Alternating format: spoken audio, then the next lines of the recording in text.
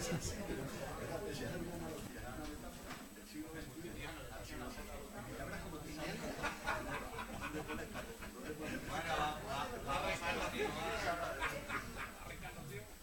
ver, vamos a continuar la sesión y como ya saben ustedes, pues, hemos invitado a los profesores Noguera y Vizcaíno que, además de haber, digamos, estudiado la fase tardoantigua de Cartagena, en el caso del profesor Vizcaíno haber hecho su tesis doctoral sobre todo este tema, recientemente han hecho unas investigaciones que seguro que todos ustedes conocen por los excepcionales hallazgos que han dado de época romana y nos van a hacer una síntesis de las novedades de época tardorromana en el Molinete. Muchísimas gracias por estar aquí con nosotros. Bien, muchísimas gracias al profesor Bernal por su introducción. Como no puede ser de otra manera, ya a riesgo de repetirnos, hay que comenzar agradeciendo muy de veras a los organizadores de la reunión científica de esta tarde y a la ciudad autónoma de Ceuta la amabilidad que han tenido al contar con nosotros para programar dicho evento científico, en el que básicamente nosotros, como bien se ha dicho, lo que vamos a hacer es plantearles las novedades, las importantes novedades que desde el punto de vista de la interpretación del registro arqueológico tenemos para el conocimiento de la Cartago espartaria bizantina, siglos VI, inicio del VII después de Cristo, pero intentando contextualizar todos estos nuevos hallazgos en el marco del proyecto arqueológico del Parque del Molinete de Cartagena, que es un proyecto que viene realizándose desde el año 2008, es decir, este año cumple 10 años y que sin duda es uno de los grandes hitos que han contribuido a incardinar la arqueología y el patrimonio arqueológico en la moderna ciudad de Cartagena. Cartagena en los años 80-90 experimentó una crisis industrial, económica, social, política, de todo tipo, tremenda. La ciudad quedó hundida, el casco antiguo abandonado y fue a partir del descubrimiento en el año 88-89 del Teatro Romano, su excavación, su investigación, su puesta en valor, y a partir de darse cuenta el ayuntamiento y las instituciones del entorno más inmediato, entre las cuales estaba la propia Universidad de Murcia, de las potencialidades de una buena gestión del patrimonio cultural, histórico, arqueológico para la recuperación de la ciudad, cuando se programó todo un proyecto de estudio, rehabilitación integral del casco urbano de la ciudad y de recuperación de su patrimonio cultural, histórico y arqueológico. En ese sentido, el impacto motor que tuvo el teatro fue verdaderamente excepcional y a ello hay que sumar el proyecto del Consorcio Cartagena Puerto de Culturas, que es un consorcio cultural y turístico que ha permitido poner en valor buena parte de los retazos de la historia patrimonial, arqueológica, histórica en general de la ciudad y gestionarla desde el punto de vista turístico, el impacto que ha tenido toda la rehabilitación de la fachada portuaria de la ciudad y la construcción de grandes equipamientos culturales en ella, como puede ser el Museo Naval, el gran auditorio del Batel y sobre todo el Museo Nacional de Arqueología Subacuática, el ARCUA, y en cuarto lugar, como les digo, el proyecto del Molinete. El Molinete no es ni más ni menos que un cerro de unos 26.000 metros cuadrados de extensión, ubicado en pleno corazón del casco urbano de la ciudad. Es la Ars Asdrúbalis de Polibio de Megalópolis, es el lugar donde teóricamente se construyó el Palacio de Asdrúbal, del que lamentablemente en el registro arqueológico no ha quedado resto alguno, un lugar que ocupaba una posición central en la topografía de la antigua colonia de Cartagonova. Al pie de la colina se alzaban las estructuras, por ejemplo, del foro colonial, y un lugar que, tras ser intensamente poblado en época romana, tras ser intensamente poblado en época tardorromana, en el siglo V, y tras ser intensamente poblado, ahora lo veremos, en época bizantina, en el siglo VI, en las primeras décadas del siglo VII, se abandona, queda prácticamente yermo durante 1000 años, hasta que en el siglo XVIII, como bien se ve ahí en la silueta de forma triangular del cerro, vuelve a ser reocupado por un barrio muy castizo, el barrio chino, que se denomina ya así desde el siglo XIX, un barrio de prostitutas, un barrio portuario, con un tejido social pues muy degradado, con un tejido urbano, arquitectónico, muy degradado, que llega a convertirse en un auténtico problema, un problema de gestión para el propio ayuntamiento, que en el siglo XIX y en las primeras décadas del XX llega a proponer varias veces demolerlo de manera integral para regenerarlo y para construir una nueva barriada. Estas son algunas imágenes de lo que era este barrio a inicios del siglo XIX, los comienzos del siglo XX, barrio que finalmente es literalmente comprado, expropiado en otras ocasiones en los años 50-60 por el ayuntamiento. Se demuelen todas las viviendas. Para que se hagan una idea de la importancia que tuvo esta demolición, fue inaugurada solemnemente por el gobernador civil y el obispo de la diócesis, y estuvieron durante más de 10 años demoliendo sistemáticamente todo el barrio hasta que quedó con ese aspecto de cerro despoblado, yermo, en mitad del corazón de la ciudad. Tras muchas discusiones durante prácticamente 35 años acerca de qué hacer en ese espacio, en el que había dos posiciones enfrentadas, la de los constructores que querían levantar una nueva barriada y los ciudadanos de la ciudad y los arqueólogos que pretendían realizar un área de reserva arqueológica donde tratar de recuperar los restos arqueológicos que se sabían había allí por las referencias de autores del 17 y del 18 y del 19, se aprueba finalmente de manera muy valiente por el ayuntamiento el PERI, el Plan Especial de Reforma Interior del Molinete, que establece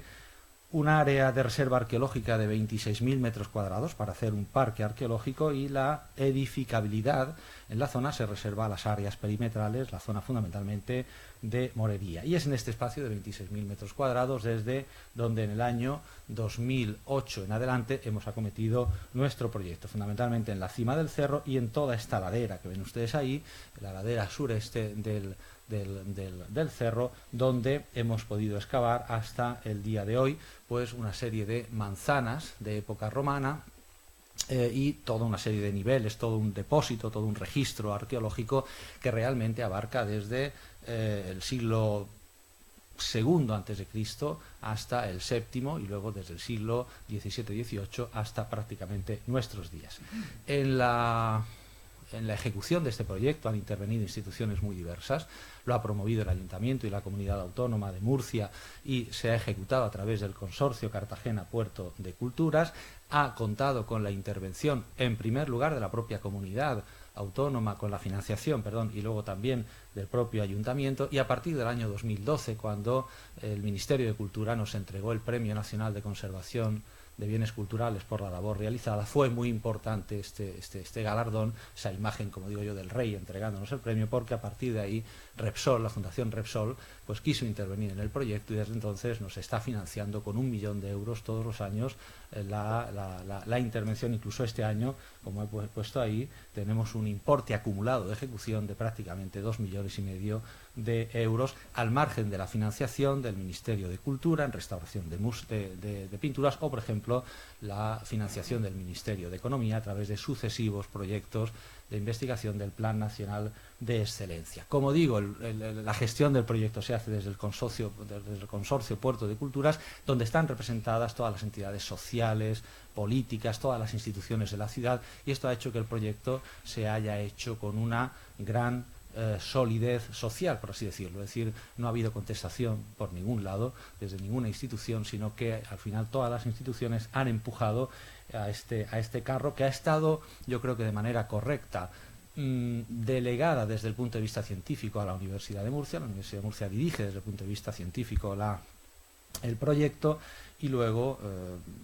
junto a esta dirección científica pues se ha pergeñado todo un equipo que depende directamente del Consorcio Cartagena Puerto de Culturas y que cuenta con la ayuda, con el asesoramiento permanente de una comisión técnica con técnicos representantes del Ayuntamiento, de la comunidad, de las universidades, Politécnica y de Murcia, etcétera, etcétera. El equipo es muy amplio. Hemos podido hacer muchas cosas, pero porque contamos con dinero y contamos con personal y también con ideas.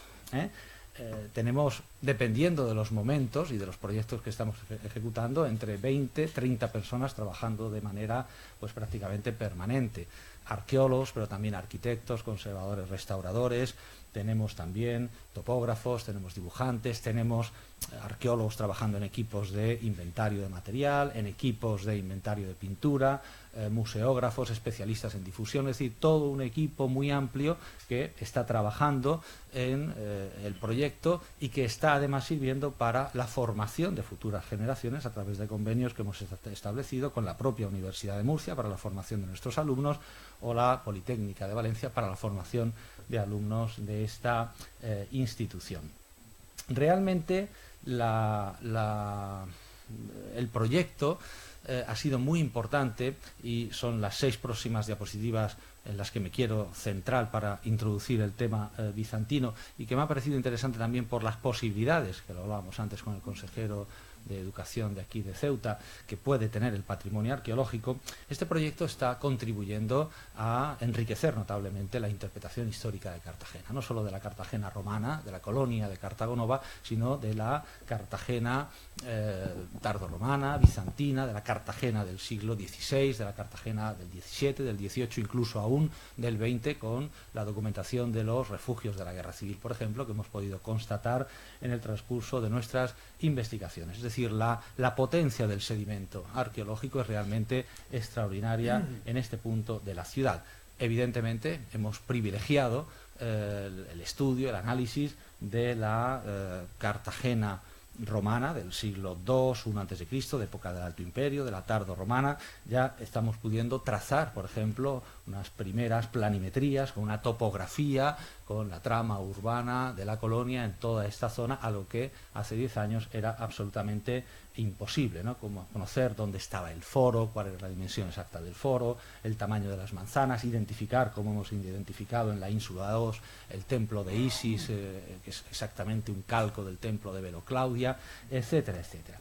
Pero todo este patrimonio arqueológico ingente que estamos documentando y que se conserva en un estado verdaderamente extraordinario, pues nos ofrece la posibilidad de reflexionar sobre la importancia que la gestión de este patrimonio puede tener para las ciudades donde se residencia el mismo. Es decir, el patrimonio arqueológico entendido como motor de generación de conocimiento, pero también entendido como motor que puede impulsar a una ciudad que ha vivido una gran crisis como es Cartagena a resucitar de sus rescoldos y a regenerarse desde el punto de vista urbano, desde el punto de vista social, desde el punto de vista económico, desde el punto de vista turístico. ¿Qué hacer entonces con este patrimonio? Evidentemente, lo primero, conservarlo, restaurarlo, mimarlo en la medida de lo posible, y por eso hemos emprendido importantísimos planes, proyectos de restauración, de conservación, hasta el punto que siempre me gusta decir que ha trabajado en este proyecto el doble de conservadores que de arqueólogos. Es decir, nos han hecho falta muchísimo los conservadores. Pero además, el patrimonio arqueológico, y el Molinete es un buen ejemplo, es un factor de regeneración urbana, como he dicho, excepcional. Es decir, este cerro, hace 10 años, era un cerro inhóspito. Era un lugar donde no te podías acercar, donde sabías que podías entrar, pero no sabías si ibas a salir, literalmente, literalmente. Estaba poblado de yonkis, de drogadictos. Era un lugar verdaderamente peligroso de la topografía urbana moderna. Y sin embargo, hoy día pues se ha regenerado totalmente. El ayuntamiento, gracias a nuestro proyecto, ha invertido casi 5 millones de euros, por ejemplo, en la repavimentación de toda la red arterial, viaria, peatonal. Ya está comunicado otra vez el Molinete con el centro de la ciudad, se ha regenerado toda la plaza de San Francisco, y esto está generando además que la gente otra vez camine por el entorno del Molinete y los turistas accedan al Molinete, y todo el entorno desde el punto de vista urbanístico, social, económico se haya regenerado. Pero el patrimonio también se tiene que divulgar, se tiene que difundir, se tiene que dar a conocer, y en esto estamos trabajando muy bien, es decir, la socialización, el último elemento de esa cadena de valor de la gestión del patrimonio, que es fundamental, es decir, dar a conocer, devolver a la sociedad en forma de generación de conocimiento, de actividades, de divulgación, aquello que nos está dando, aquello que nos está entregando. Y, cómo no, poner en valor para la explotación turística, para la explotación cultural de este patrimonio, y de esta manera convertir Cartagena en un destino turístico de excelencia, como así ha ocurrido. Es decir, hace 15 años era inimaginable que un turista fuera a Cartagena. Bueno, había gente que iba a Cartagena por cuestiones de trabajo, de tipo económico, pero no a pasar, como van ahora, pues 3, 4 días para ver una gran ciudad histórica al borde del Mediterráneo. Estas son imágenes tomadas este verano pasado, precisamente por el área del Molinete, la cima, la zona inferior y una imagen de la ciudad que es absolutamente imposible, o era absolutamente imposible hace 15 años. En este año hay programados 139 cruceros, el año pasado ha habido unos poquitos más, 146, se ha convertido en un destino de primer orden, como se ha convertido Málaga, como lo es Valencia, como lo es también Barcelona, y esto nos está hablando de las posibilidades de una buena gestión del patrimonio histórico y arqueológico. La gente no va a ver, siempre me gusta decirlo, la gran refinería de petróleo de Repsol, que es la más grande de Europa. La gente va a ver patrimonio arquitectónico, modernismo, va a ver las fortificaciones, va a ver la arqueología, y por lo tanto este es el gran valor del patrimonio en nuestras ciudades, y esto es algo que aquí, ¿por qué no?, se puede hacer, porque hay unas posibilidades en Ceuta también verdaderamente extraordinarias. Y por último, antes de dar la palabra a mi colega, el doctor Vizcaíno, que ya entrará en materia, pues hablar de la importancia que estos proyectos tienen también para la, digamos, regeneración de la imagen social de la arqueología y de los arqueólogos. Hasta hace unos años éramos vistos con un cierto recelo. Es decir, yo he vivido la época en la que a los arqueólogos, y no es broma, se les tiraba piedras. En Murcia, en Cartagena y supongo en otros lugares. Eran personajes molestos, era gente que venía a fastidiarnos, a pararnos las obras, a detener el crecimiento urbano, arquitectónico de las ciudades. Y ahora, sí, no voy a decir que nos vayan tirando flores por la calle, pero sí es verdad que nos hemos convertido en todo lo contrario, es decir, en personas que contribuimos de manera notable a través de nuestra disciplina, de la arqueología, a ese avance notable, no solo en la generación del conocimiento, sino en la regeneración de las ciudades en las que trabajamos. Y esto me parece que es una cosa también pues muy notable, es decir, poner en valor nuestro propio oficio, nuestra propia profesión. Y es en este contexto que les acabo de indicar donde pues uno de los registros arqueológicos más particularmente notables que hemos podido documentar es el de época bizantina, y bueno, pues lo que hemos hecho ha sido incorporar desde hace muchísimos años al doctor Vizcaíno como el máximo especialista ahí en nuestra ciudad, en todo este mundo, para que, bueno, pues desde el interior del equipo pueda ir analizando, estudiando todo este panorama nuevo, complementario, como vamos a ver ahora, a lo que conocíamos a partir de las también notables excavaciones en la zona del Teatro Romano, y bueno, pues nos va a mostrar algunas imágenes realmente muy interesantes, porque también les aviso ya que estamos trabajando en la culminación del proyecto museográfico del Molinete, o del proyecto del museo del Molinete, que podremos inaugurar, si todo va bien, para abril, mayo del año que viene. Y bueno, hemos restaurado casi 500 piezas seleccionadas para exponer, muchas de las cuales son de época bizantina, y hemos podido hacer unos bodegones preciosos, unas fotografías estupendas de material seleccionado de esta época bizantina, que nos va a mostrar el profesor Vizcaíno pues casi que por primera vez, ¿no? Con lo cual, bueno, yo espero que les guste toda esta novedad que nos va a presentar a continuación, y bueno, le cedo la palabra. Muchísimas gracias. Yo quiero hacer un pequeño receso en el hilo discursivo. Quiero comentarles que de la misma forma que nosotros estamos hablándoles de la singularidad de Cartagena, estamos realmente encantados con la singularidad de Ceuta. De hecho, para nosotros venir aquí no es simplemente venir a una ciudad española en el norte de África, es venir realmente al umbral del imperio. Cuando ya Darío nos comentó la organización de este evento,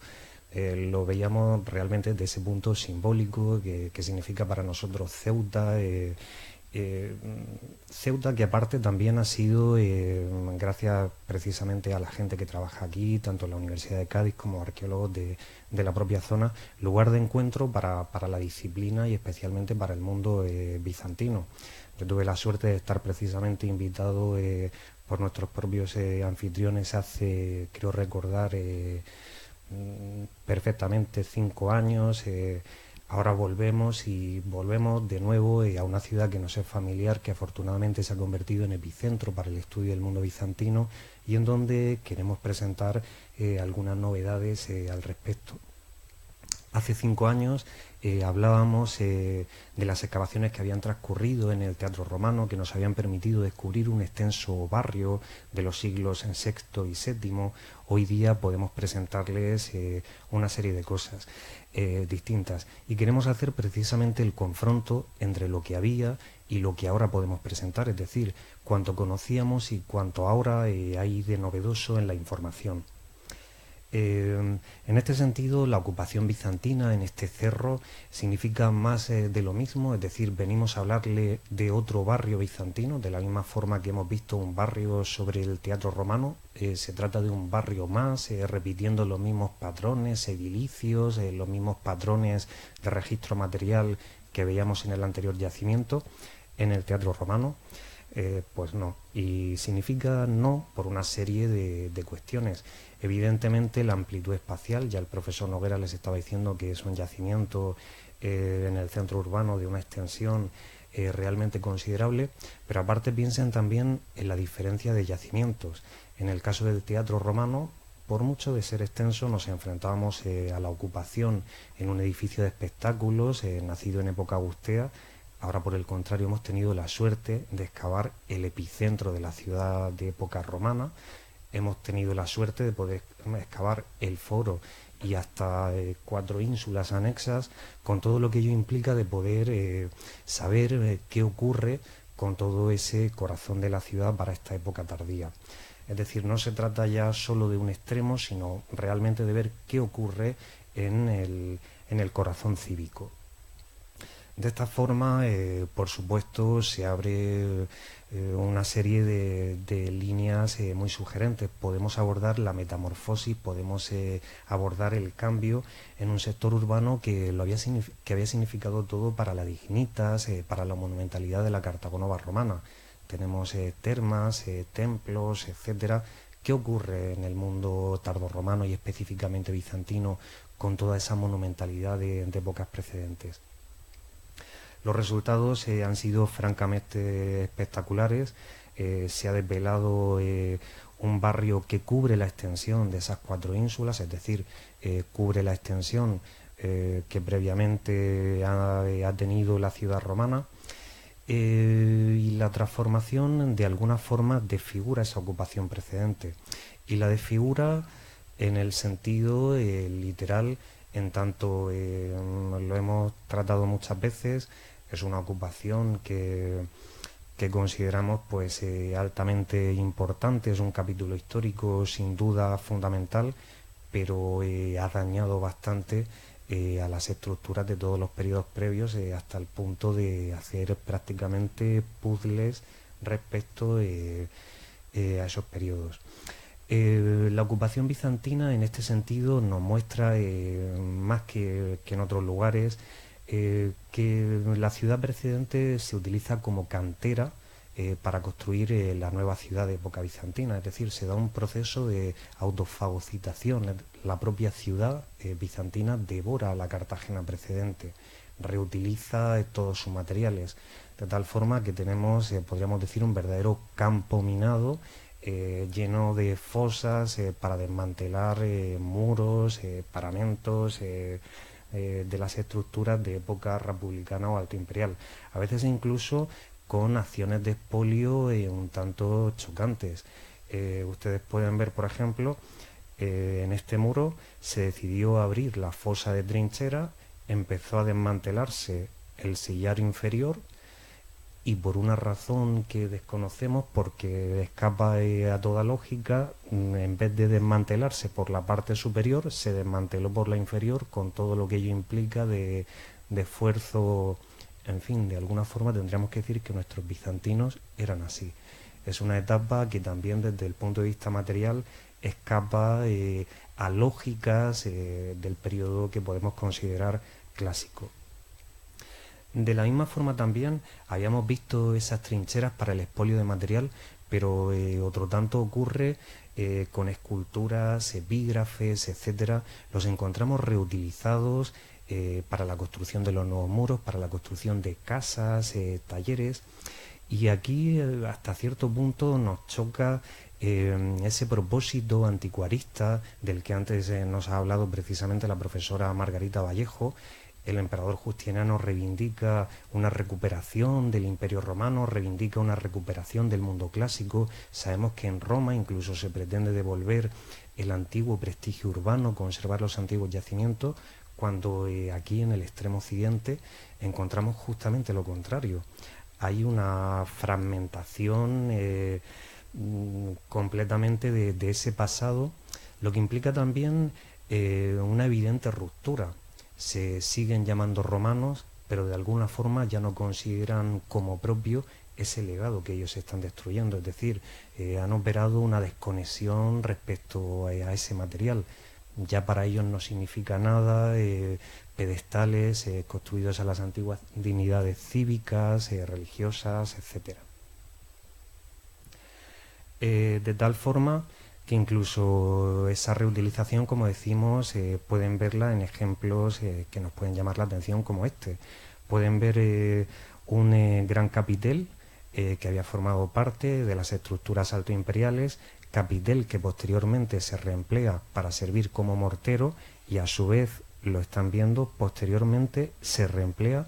para servir únicamente a modo de sillar, es decir, para engrosar el muro. Para nada importa cuál había sido la naturaleza pristina de este material, para nada interesa una posible potencialidad ornamental, sino únicamente su valor aglomerante.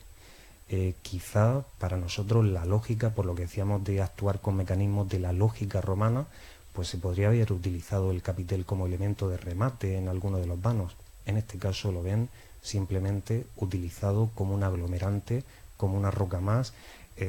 con todo lo que ello implica, como decimos, de olvidar completamente la naturaleza pristina de ese elemento. Afortunadamente la excavación de este barrio nos ha permitido también saber qué ocurría con el viario de Cartagonova. Como antes les decía,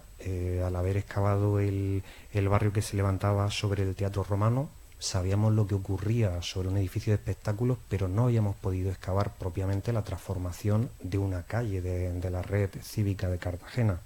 ¿Qué ocurre a este respecto con ese entramado de cardos y de cumanos? Pues ocurre simplemente que se invaden, y se invaden hasta el punto incluso de colapsarlos. Fíjense, aquí están viendo, creo que pueden reconocerlo con claridad en la foto, el cruce entre un decumano y un cardo. Pues fíjense, precisamente ese cruce se obstaculiza con una vivienda construida en época bizantina. Cambia completamente el tránsito, se invade la antigua propiedad pública, nos encontramos por tanto con la generación de un nuevo viario, y es que tengamos en cuenta, las vías sirven para comunicar distintos sectores de la ciudad. Han cambiado los edificios de la ciudad, ha de cambiar por tanto necesariamente también el tránsito, con todo lo que ello implica de ruptura respecto a esa fase precedente.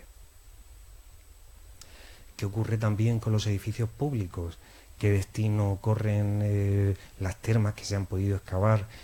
Tenemos aparte ya varios edificios termales, tenemos las grandes termas del puerto, pero además también toda otra serie de edificios pertenecientes a la infraestructura hidráulica. Pues podemos ver simplemente que en época bizantina experimentan un colapso. Colapso aparte que no ha sido súbito, colapso que en realidad se viene arrastrando de mucho más atrás. Se viene arrastrando en concreto desde una dinámica involutiva que la ciudad registra a partir del siglo III,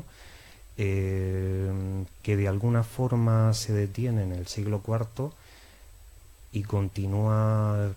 perdonen la expresión literal, cuesta abajo y sin frenos, también durante época bizantina. Es decir, el propósito ha sido recuperar Occidente, recuperar Hispania, pero no se puede recuperar, no se puede volver a dar, insuflar verdaderamente sangre en las arterias colapsadas de una ciudad. No se puede, por ejemplo, volver a conseguir reactivar la red de abastecimiento hídrico y mucho menos sus edificios termales. Aquí, por ejemplo, están viendo esas termas y cómo se ocupan con una finalidad residencial. Se convierten únicamente en habitáculos domésticos muy sencillos. Edificios también que servían para usos representativos, un edificio que el profesor Noguera ha interpretado para la utilización en banquetes triclinares, como sede de un collegium, pues en este caso también después de un proceso complejo de compartimentación, sabemos que se va a abandonar para la instalación de tanto viviendas como talleres. Y otro tanto va a ocurrir con los templos paganos, es decir, pueden sumar la secuencia, se han perdido las vías de Cartago Nova para sufrir un cambio bastante distinto. También esos edificios representativos experimentan igual suerte, y otro tanto con termas, o por ejemplo con este edificio, con el área sacra a la diosa Isis, que aquí pueden verlo. Precisamente sobre ese podio que acabamos de ver se construye este complejo de habitaciones, aquí lo están viendo, completamente sobre el podio del antiguo templo, es decir, ya no significa nada, ya ha quedado completamente abandonado, obliterado. Por otra parte también, a diferencia del teatro, hemos podido ver cómo se distribuye un barrio de este momento sin ese condicionante topográfico. El teatro evidentemente cuenta con una pendiente donde se ubicaba la cavea, y eso hace que el diseño de todas sus habitaciones adopte un recorrido, podríamos decir, tortuoso, con habitaciones de una morfología bastante irregular, trapezoidales, incluso triangulares. Ahora podemos saber que ese diseño en concreto estaba condicionado únicamente a ese condicionante topográfico, en el sentido en el que, por el contrario, todas las habitaciones que se van a diseñar en el área del Arx Adrualis, al no contar ya con esa pendiente, con ese desnivel, sí presentan un patrón mucho más regular. No nos vamos a encontrar con habitaciones, como decimos, triangulares, trapezoidales, sino con un patrón relativamente cuadrangular, rectangular, bastante más homogéneo. Fíjense, pueden verlo aquí, esa pendiente, como decíamos, condicionando ese desarrollo un tanto laberíntico, y el patrón ocupacional que se desarrolla en esta otra zona. Nos ha permitido también profundizar en la praxis edilicia. Sabíamos, teníamos constancia de la utilización de diversos aparejos constructivos. Ahora afortunadamente hemos podido documentar algunos otros que incluso nos sorprenden por su simplicidad técnica. Aquí pueden ver, por ejemplo, en la construcción de este paramento, hablaríamos prácticamente del abocamiento de material. Hablar de hiladas, no de hiladas al menos canónicas, pueden ver cómo se trata de material abocado prácticamente sin orden ni concierto, y aparte de naturaleza completamente distinta. Todo lo que implica también, por supuesto, que ya no están en funcionamiento las cuadrillas artesanales, todo ese complejo mundo constructivo de etapas anteriores. Se trata de construcciones hechas, entre comillas, para una coyuntura en donde quizá la improvisación es la pauta común. Y quizá la improvisación, en tanto tengan en cuenta, como han señalado la profesora Margarita Vallejo y el profesor González, no podemos desconectar del contexto. Estamos en una época de guerra y en una zona de guerra, en una ocupación militar en donde no estamos documentando tanto una edilicia representativa como si piensen, por ejemplo, la situación que nos podemos encontrar en un campamento de marines estadounidenses en Afganistán. Algo en un momento en el que, aparte, la conquista bizantina ya estaba languideciendo, precisamente después de los esfuerzos en otros territorios. Al mismo tiempo, en el teatro únicamente habíamos podido ver una ocupación de tipo doméstico. Ahora, afortunadamente, en este nuevo barrio estamos viendo también construcciones de tipo público, y entre ellas queremos destacar este gran muro de aterrazamiento construido con la técnica del Opus Africanum. En realidad, Opus Africanum, y aquí catedráticos hay al respecto podrían matizar, se trata de un pseudo-opus africanum, de un remedo de esa técnica tradicional, en tanto se recurre a la trabazón de esas grandes aderajas verticales con algunas hiladas horizontales, pero en puridad no se trata de ese aparejo tradicional. Sea como fuese, sabemos que es una técnica que vuelve a reactivarse con la ocupación bizantina, por supuesto del norte de África, lo vemos en sus fortalezas y ahora afortunadamente lo podemos ver también en el barrio del Foro. En este caso, como les decía, es posiblemente el único testimonio de edilicia pública. Sería un muro de aterrazamiento para delimitar toda esta amplia ocupación, situado precisamente en el piedemonte del Cerro del Molinete. Y por otra parte también, aparte de edilicia pública, hemos tenido la suerte que en esa edilicia ya privada, particular, no solo estamos documentando viviendas, que ya conocíamos relativamente bien, sino que estamos documentando también talleres. Talleres, por ejemplo, alfareros. Nos faltaban alfarerías para la España bizantina. Afortunadamente ya las vamos teniendo.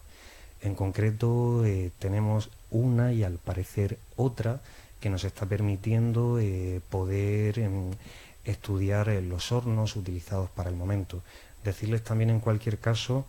que tenemos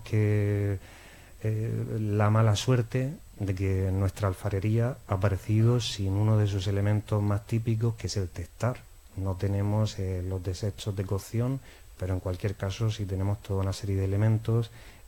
para ir avanzando en su análisis. Y tenemos talleres alfareros y tenemos también talleres metalúrgicos. Tenemos una herrería.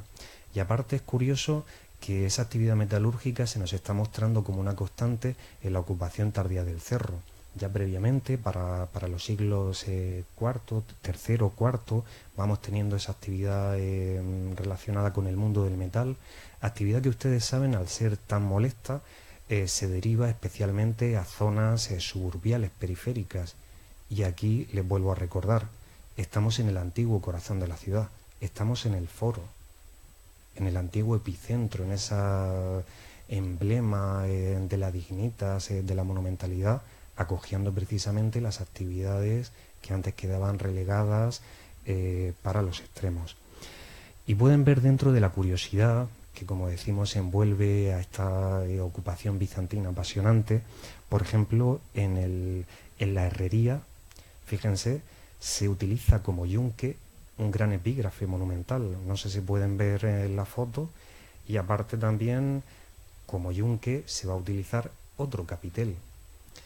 Volvemos a insistir en lo mismo, ruptura total respecto a ese pasado ideológico. No quiero entrar en los matices interpretativos que podría conllevar la utilización del término, pero hasta cierto punto desprecio de la potencialidad estética de estos materiales. Tenemos piezas que afortunadamente nos ayudan también a comprender esa actividad metalúrgica. Aquí, por ejemplo, les podemos presentar este molde para fundición, molde que sería bivalvo y que, fíjense, por un lado nos permite realizar esta pequeña figurita antropomorfa. Lamentablemente no la hemos conservado completa. Estamos en su estudio, se admiten por tanto propuestas, y también, fíjense, por la otra cara nos sirve para realizar una medalla. Aquí pueden ver toda la orla, el contenido de su inscripción, lamentablemente no completo, pero en fin. Nos ha permitido también el barrio avanzar en la documentación cerámica de esta etapa. Y en este sentido ha sido como una espinita que teníamos pendiente. Prácticamente, una vez que se estuvieron publicando los contextos del teatro, coincidió con el tiempo la publicación de los estudios magníficos del profesor Bonifé, profesor, ya les digo, verdadera autoridad y aparte amigo de varios de los presentes aquí. Y en ese libro también se proponía que algunos materiales que nosotros dábamos dentro del horizonte de mediados del siglo VI, primer cuarto del siglo VII, en realidad se podían llevar a mediados del siglo VII e incluso a la segunda mitad del siglo VII. Posteriormente, algunos autores han ido matizando esas cronologías, entre otros el profesor Reynolds, y afortunadamente también emprender la excavación de este barrio nos ha permitido documentar contextos impresionantes, como están viendo, esta especie de hórreum, contextos cerámicos que nos está permitiendo dar la datación. Aquí, por ejemplo, en este magnífico hórreum, cuya excavación, el profesor José Miguel Noguera lo sabe, ha sido muy compleja, excavación, posterior también restauración, remontaje, en fin, aún seguimos en estas lides. Y por supuesto analizar el material, adscribirlo a variantes que tenemos un poquito pues más desconocidas en la ocupación del foro, profundizar también en el estudio de esa epigrafía menor, de esa serie de tituli picti, saber el abastecimiento por parte de ciertos talleres tunecinos que no teníamos constatados previamente. No me voy a detener en tipos porque si no podríamos ser... y fíjense, sí podemos ver que aparte, en concreto están viendo el contenido de ese almacén anfórico, prácticamente era norteafricano el cargamento, casi la totalidad de sus ánforas, y también aparecen al menos 3 ejemplares ibicencos. La relación de Cartagena, del Levante con Ebusus, con la isla de Ibiza, es especialmente intensa y de nuevo podemos documentarlo. También, y aquí echamos el guante al profesor Bartolomé Mora, que nos va a seguir a continuación. Hemos tenido la suerte de contar con un depósito numismático ingente y que nos está permitiendo, como decíamos, cimentar la cronología no únicamente acudiendo al testimonio cerámico, con el que ya nos van cuadrando cosas, sino contrastarlo también con la evidencia numismática, vítrea, en fin. La pena, estamos encontrando por ahora circulante menor, pequeños divisores, sobre todo nummi que el propio profesor Mora sabe, pues deparan muchas alegrías, pero también muchos sinsabores, especialmente quitan muchas diostrías y problemas grandes. Nosotros, sobre todo, hemos podido estudiar una serie de nummi que pertenecen a nuestra ceca local, que se identifican, como pueden ver, por la utilización de una cruz en griega y una delta equivalente a la marca de valor en otra de sus caras. Sin embargo, podríamos decir que los resultados han desbordado incluso nuestras propias capacidades, nuestros propios recursos de estudio, y la invitación está lanzada ahí para... como les decía, estamos intentando, aparte, no despreciar ningún tipo de material, priorizar el estudio, porque muchas veces ustedes saben que los arqueólogos también tendemos o bien a ser ceramólogos o bien no, estamos intentando hacer un estudio conjunto y afortunadamente pues también las piezas del repertorio vitrio son bastante bonitas. Fíjense, contextos por otra parte que nos han proporcionado sorpresas, y voy a ir ya muy rápido, como estos Espatella, con la suerte, y ahora le lanzo, como decíamos, guante al profesor Dario Bernal, que uno de los contenedores nos apareció sellado, lo hemos desellado y estamos analizando precisamente el contenido. Contenido que por ahora el análisis hemos podido ver que tiene algunas espinas de pez, sal y por tanto podríamos decir blanco y en botella.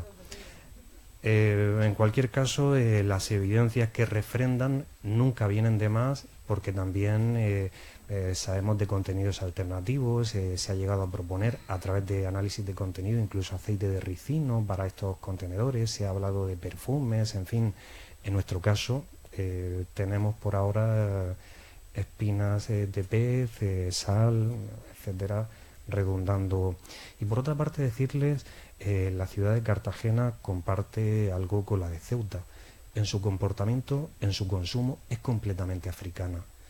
Es una ciudad en donde los contextos cerámicos son africanos, son tunecinos. Toda la vajilla de mesa pertenece al norte de África. Encontramos todo el repertorio vascular de la segunda mitad del sexto, primer cuarto del séptimo, formas que hemos podido documentar bastante bien, que nos han dado toda una serie también de repertorio iconográfico, especialmente de tipo cristiano, con la representación de milagros, etcétera, bastante bonitos. Pero ciudad africana,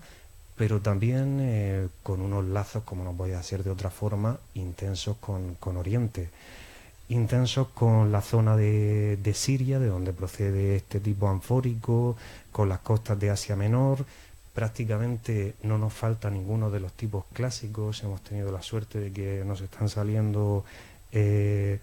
todas. Y fíjense, hasta ahora no teníamos controlado tampoco este tipo, el tipo cisterna de Samos,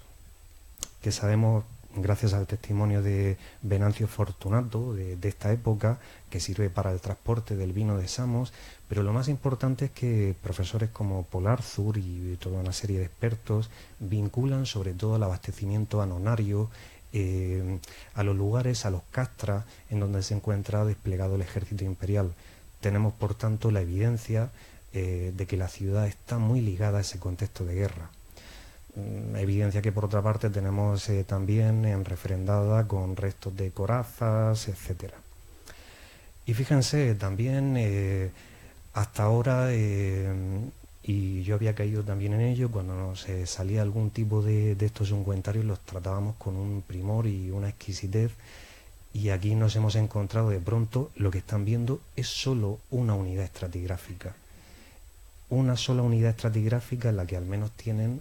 unos 20 ejemplares distintos. Quiero decirles que a mí estas piezas siempre me han llamado la atención. Podía llevar el recuento, ahora les digo que directamente es imposible.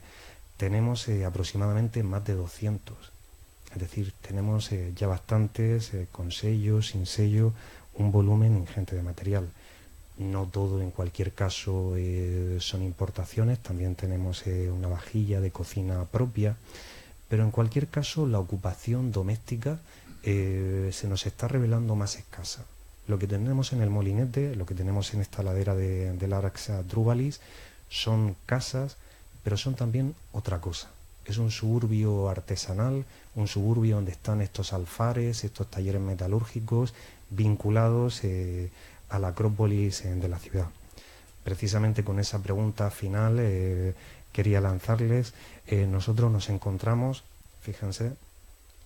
la topografía de Cartagena en época tardía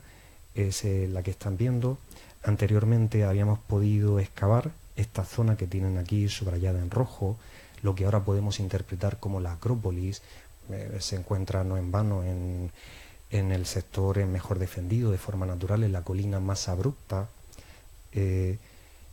Y el otro barrio que les estamos presentando está en este otro extremo. Es una zona que se nos configura, por tanto, como una suerte de suburbio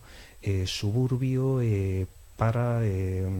posiblemente abastecer al núcleo principal de población que tenemos concentrado en la otra colina. Se ha podido excavar también la necrópolis. Y fíjense, ha sido interesante, en la otra colina, en ese barrio sobre el teatro, nos aparecía un estrato de destrucción magnífico, datamos, lo ponemos en relación con la destrucción que nombra San Isidoro en época de Suintila, en torno al 625. Todas las viviendas aparecían cubiertas de ceniza. Aquí, sin embargo, por el contrario, en el barrio del Foro, esa destrucción es más puntual. Dicho de otra forma, no hay tanta inquina en la destrucción de este barrio a diferencia del otro barrio sobre el teatro. Vayamos más lejos, por tanto, a la interpretación funcional de cada uno de los núcleos.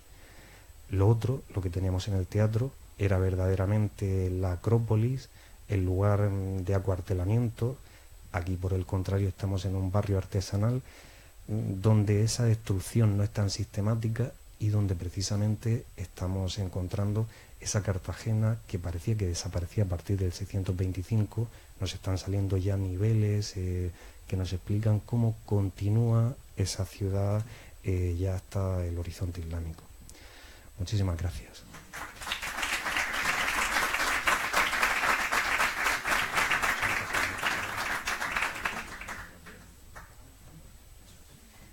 Muchas gracias por esta interesantísima presentación que sin duda nos ha dejado a todos las ganas de preguntar y ganas de reflexionar, que lo vamos a tener que hacer mañana porque se está haciendo tarde y quedan todavía 2 intervenciones que son Málaga y Algeciras, ¿de acuerdo? Así que vamos a seguir con cierta premura, con cierto brío.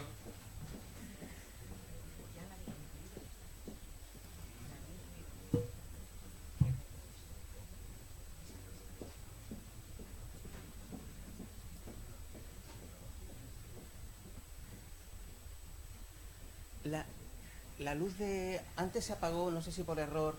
pero esta primera para que el negro resalte. No, al revés. Eso es. No, ya. Bueno, vale, así está bien. Muchas gracias. Bueno, pues muchísimas gracias. Como vamos con poco tiempo, sobre todo para quien habla el último, pero voy a ser bueno y voy a ser lo más breve posible dentro de lo que tenía previsto por comentar. Todavía impresionado por la anterior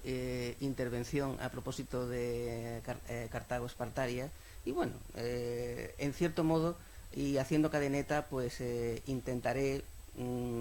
cosa que ya tenía preparado, pero a raíz de esta magnífica y brillantísima intervención, pues hacer una suerte de parangón, en la medida de lo posible, entre las dos ciudades capitales o capitalinas o las dos grandes plazas fuertes de los bizantinos en Hispania, como fue Cartagena, Cartago Espartaria, y Málaga, la actual Málaga. No sin antes, lógicamente, y aunque eso consuma un tiempo que obviamente hay que gastar con muchísimo gusto, y dar las gracias a los organizadores de esta reunión científica y especialmente también a los patrocinadores y a la ciudad autónoma de Ceuta, que también están potenciando, como se ve muy bien con estas jornadas y con toda la actividad previa, la valorización del patrimonio histórico y arqueológico en una parte que a mí me interesa mucho, junto también con la Fenicia, en la que realmente Ceuta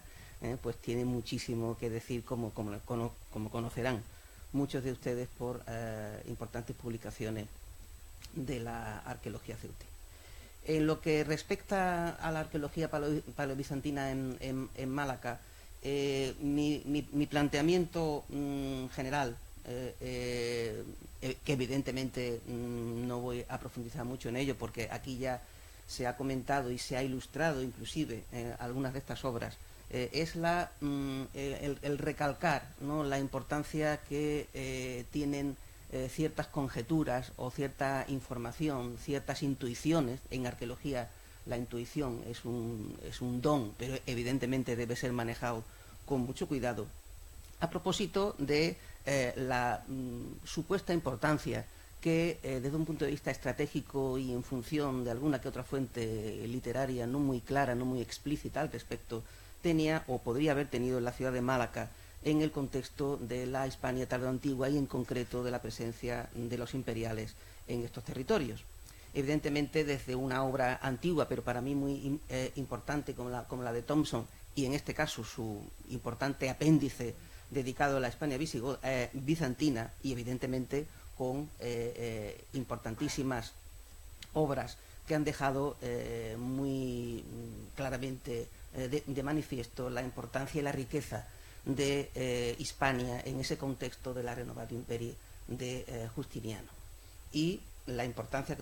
también que desde un punto de vista particular y más centrado ya en la arqueología palacitana, pues tiene esa necesaria conjunción y el equilibrio que debe mantenerse siempre que sea posible entre las fuentes literarias antiguas y la documentación arqueológica, incluyendo la documentación arqueológica antigua. en parte recuperada con piezas como este conjunto de exagias procedentes de los derribos de la Alcazaba y hoy en el Museo Arqueológico de Sevilla, o bien esta interesantísima inscripción con el nombre de Severus, que probablemente, aunque no haya una certeza, pero en fin, muy probablemente se corresponde con el famoso obispo citado por las fuentes. Claro, esa documentación arqueológica tiene también una conexión, o debe tener una conexión con las fuentes literarias antiguas, que en el caso de Málaga no son tan jugosas como hemos visto para el caso, por ejemplo, de Septen, de Ceuta, pero sí muy importante, como luego comentaré o insistiré en algunos comentarios ahora aquí insinuados a propósito de la importante campaña de Leovigildo en el entorno de la Bastetania y más concretamente en el entorno de Málaga, en torno a el 570. Me noto muy... en el entorno del 570 de nuestra era. En ese contexto hay que hacer también hincapié en algo que aquí se ha dicho, pero que también afecta perfectamente a la importancia que tiene Málaga, y en este caso sí que hay que hablar ya de una descompensación, por fortuna en este caso, a favor de la documentación arqueológica, que viene a ampliar el contenido y la relevancia que tuvo Málaga en el contexto, como reza un reciente capítulo del que soy coautor, como uno de los importantes puertos de los imperiales o de Bizancio en el extremo occidental del Mediterráneo. En verdad, no se descubre nada nuevo si somos conocedores de la historia y la arqueología antiguas del extremo occidente y del sur de la península ibérica, y ciertamente Málaga, tanto en el Cerro del Villar como en la propia ciudad, pues deviene desde el siglo, en el caso de la Málaga urbana, desde el siglo VII antes de nuestra era, como un puerto absolutamente fundamental, y evidentemente la estrategia de conquista y de control de un territorio por donde hoy va el AVE, es decir, el valle del Guadalhorce hacia la rica y feraz depresión de Antequera y de ahí hacia el interior bético, pues eso en época fenicia, en época de Amílcar o en época de Justiniano, Málaga es obligatoriamente una plaza importante, estratégica, que hay que defender y a la que se le suministra pues una serie de paquete de mercancías o de bienes que no difieren mucho de lo que se ha visto recientísimamente en el caso de Cartagena y en el caso también de la rica documentación numismática, que quizá sea en el caso malacitano un elemento muy importante a tener en cuenta. Claro, ¿qué se conoce de la Málaga tardoantigua y de la importancia de los hallazgos arqueológicos que han venido produciéndose en la ciudad desde los años 80 y algo, desde de la cesión de las competencias a la comunidad autónoma? Bastante. ¿Qué queda por investigar? Muchísimo más. Evidentemente en el entorno de la Alcazaba, en el entorno del teatro, con estos iconitos más o menos modernos, se puede ver muy bien la concentración de lugares tardorromanos en ese entorno de la colina de la Alcazaba, que sobrepasan un poquito la catedral de la ciudad y en cuyos más recientes hallazgos arqueológicos nos detendremos inmediatamente. Es el caso, y sigo un poquito con el discurso historiográfico de la arqueología, la importancia que tiene la ciudad de Málaga dentro de la arqueología bizantina, en el sentido de que a partir de esos años 90 y tantos o del 2000, pues se descubren hallazgos bizantinos, pero ese contexto de almacenamiento en un ambiente, para mí, pseudo-portuario, porque el puerto de la ciudad, en mi opinión, no está exactamente en esa zona cercana a la catedral, pero sí una serie de estructuras con unas características edilicias que luego comentaré en otro caso, pero muy importantes porque la gran cantidad extraordinaria en este caso no son hórreas, pero sí estructuras más rectangulares que cuadradas y repletas de materiales de este tipo que con acierto, pienso, se documentaron o se identificaron como zonas de almacenamiento, de avituallamiento, etc. Bien, en ese contexto nos encontramos ampliando la información de esta zona, digamos, de almacenamientos, con otros hallazgos más cercanos a la colina de la Alcazaba o más cercanos al Teatro Romano, para que nos situemos, como son los de Echegaray o Cister, San Agustín IV. Este último es en el entorno del actual Museo Picasso y sus inmediaciones, y por supuesto en el Teatro Romano, que son los más recientes y en las que me detendré, no entretendré un poquito más, porque no hay tiempo. Y en estos ambientes urbanos y de eminente carácter doméstico en un caso y discutible o ignoto en otros, es donde podemos tener también, en principio, una importante referencia desde un punto de vista de la arqueología bizantina en la península ibérica, cotejándolo con los hallazgos bien estratificados de Cartago Espartaria, para ver ese ámbito, ese contexto que aquí, según las fuentes y según la documentación arqueológica, que debe ser evidentemente, digamos, contrastada, pues es un poquito anterior al caso de Cartagena. En ese contexto de la conquista bizantina, 613-615, se interpretan, o lo pondré en duda solamente en algún caso, los niveles de destrucción que se localizan prácticamente en todos estos lugares conocidos y en otros novedosos, como les estoy comentando, sucede en Echegaray y sobre todo en el Teatro Romano. En ese contexto, ¿qué nos aportan las excavaciones nuevas? Pues como se puede ver en este caso de una de las construcciones bizantinas de la calle del Cine, Echegaray, muy cerca del Museo Picasso, para entendernos, pues unas construcciones domésticas bien diferentes a las de Molinarario. No parecen zonas de almacenamiento, sino que, como se puede perfectamente intuir por estos molinos y por los utensilios y características de la vajilla, por la no muy excesiva o no desbordante proporción o presencia de ánforas, sino una presencia, digamos, normal o habitual, pues el hábitat o el ambiente doméstico de una construcción obviamente organizada, con un espacio central cubierto o descubierto, pero que muchas veces, como si fuese una especie de patio o pequeño atrio, pues es el que goza de una pavimentación un poquito más fina, y luego el resto con esta técnica edilicia tan singular y en parte parecida a la que hemos visto en ambientes domésticos de Cartagonova y de otros lugares que podían sacarse aquí a colación. Como un elemento también interesante y singular desde el punto de vista de la arqueología malacitana es el tema de las piletas, de las factorías, de las quetarias. No estoy hablando aquí de la época alto imperial, ni siquiera de la bajo imperial, sino del momento en el que estas factorías que van poblando e inundando buena parte del solar, donde se supone que en parte estuvo la ciudad, en parte no, pero en parte sí, pues cabría llamar la atención sobre el importante aspecto como referente o registro arqueológico que tiene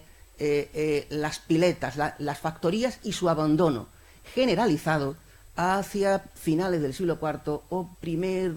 digamos, tercio del siglo V de nuestra era. En ese contexto nos pueden servir también como un interesante terminus post quem para situar no solamente en términos cronológicos, sino en términos funcionales, la ocupación y reocupación de algunos espacios y hasta qué punto esa reocupación es inmediata al abandono o, por el contrario, como parece desprenderse por algunos hallazgos significativos en calle Echegaray, especialmente en el Teatro Romano de Málaga, pues ese hiatus, ese interregno es un poquito más amplio. Hay un momento de abandono y luego, más o menos coincidiendo con la llegada de los imperiales, se produce esa final amortización preparación para la construcción de nuevas edificaciones que, como muy bien se ve aquí, estos son los restos de las piletas y encima los muros de estas casas bizantinas que hemos comentado con anterioridad. Bien, en algunos de estos lugares quizá podría plantearse un pero, ¿no? o una incógnita a propósito de la interpretación que cabe hacer de este abandono y relleno o amortización, como se dice más finamente, de estas o de algunas baterías de piletas, de salazones, en el caso de Málaga. Y esta, muy interesante, aunque fue muy parcialmente estudiada, porque no se pudo hacer nada más, pues sí que puso al descubierto en una zona de promontorio muy cercana a la línea de costa la amortización, el relleno con materiales de mediados del siglo VI de nuestra era, en plena época bizantina, sobre unas piletas que estaban limpias, vacías. No había un abandono con materiales del siglo IV, V, sino que el relleno es súbito y, en mi modestísima opinión, tanto en este como quizá en otros casos, aparte de la conquista bizantina visigoda, de 613, 15, 14, habría que volver a repasar, viendo muy bien la datación de los materiales arqueológicos, o por ejemplo el grado de desgaste de ciertas monedas bizantinas, que ahora brevísimamente mostraré, si nos encontramos más cerca o menos cerca de ese 570 que sí que las fuentes literarias nos indican, en el que la ciudad sufrió de una manera muy importante y quizá no se recuperó del todo el asedio y la devastación, al menos de sus arrabales, de su entorno por parte de Leovigildo. Materiales y algunas de estas piezas que comentaba con el profesor Bernal a propósito de la presencia también de recipientes que su filiación con el mundo ebusitano pues parece bastante posible. Las piletas rellenas. Y por último, como aspecto más novedoso en cuanto a la publicación de materiales y novedoso también en cuanto a otra categoría de edificios y de construcciones, nos encontramos con las excavaciones en el lugar que, bueno, dista mucho del parque arqueológico del Molinete, pero en cierto modo Málaga pues tiene la posibilidad de establecer un cierto parangón no solamente en su historia bizantina, en su pasado bizantino, sino también en el caso de las posibilidades y de los logros de la arqueología en ciertos sectores protegidos, como es el del teatro y su entorno. Bueno, lamentablemente, como quienes hemos paseado por aquí, hemos visto o comprobaremos que buena parte de todo este sector magnífico pues ha tenido que ser soterrado bajo la moderna calle de Alcazabilla, y alguna parte se ha conservado en volandas y luego a través parcialmente visible por la famosa pirámide de vidrio que le da un toque así parisino a la calle de Alcazabilla, junto con el Centro Pompidou, claro. Bien, en este contexto hay una riqueza arqueológica para época tardoantigua extraordinaria, que evidentemente aquí no tengo tiempo para resaltar, pero sí centrarme en algunos puntos, sobre todo luego acá, en este sector donde hubo un pulpo, formando parte de la escenografía de otro tema, pero perfectamente se podía hacer propaganda aquí del CEIMAR también, como patrocinador de esta reunión científica, para comentar la importancia que tienen la estratigrafía, la secuencia del Teatro Romano de Málaga, y en algunos sectores muy importantes como estos, donde se ven perfectamente los derrumbes, las techumbres de una parte de la factoría, como fruto de su abandono, han caído. Y por supuesto esas tégulas que tienen cierto valor y se podrían haber reaprovechado para una tumba, como se ha hecho en otros casos, o para otro tipo de construcciones, aquí se han despreciado y se ha dejado que se destruyan. En ese contexto tenemos materiales cerámicos bien conocidos y bien datados, junto con material numismático tardorromano muy, digamos, muy deteriorado, lo que en el siglo XVIII se denominaba metralla, ¿no? en los escritos sobre los hallazgos monetarios, pero muy interesante porque desde un punto de vista histórico, arqueológico, ceramológico y numismático nos está marcando la vida y la parálisis de ese sector de la ciudad a principios del siglo V de nuestra era. Como se puede insinuar en ciertas partes aledañas a la escena y a la cavea del Teatro Romano de Málaga, en cierto modo, y salvando las distancias, porque este teatro cuando se descubrió fue excavado, bueno, digamos vaciado rapidísimamente con el objeto de que fuera convenientemente visto y disfrutado por la ciudadanía. Es decir, no se excavó, pero todo parece indicar que podríamos encontrar o podríamos haber tenido la oportunidad de hacer un parangón o una comparación en un barrio o una ocupación en época bizantina, como por otro lado se insinúa en uno de los sectores que ha quedado fosilizado, nunca mejor dicho, en esos perfiles tardoantiguos justo detrás del moderno centro de interpretación, donde hay una tumba y encima hay una parte de una vivienda bizantina, con lo cual esa secuencia de ese sector del teatro aparece bastante bien configurada. Pero mis comentarios finales se van a centrar en este sector que ven acá, donde se han podido excavar y documentar varias estancias o ámbitos, porque en realidad no conocemos muy bien la magnitud, la extensión, pero todo parece indicar, no solamente por la singularidad de sus aparejos, evidentemente potenciados por la cantera natural que es el teatro, porque realmente están en su mismísimo entorno, sino porque desde un punto de vista edilicio, como se insinúa aquí en estos muros y evidentemente en estos, aquí en estos planos, estamos ante una construcción de una magnitud, en algunos casos unos habitáculos rectangulares que evidentemente no son almacenes ni por su técnica edilicia ni por los materiales que ha deparado su excavación, y que permiten utilizar aquí ese comodín que en la jerga arqueológica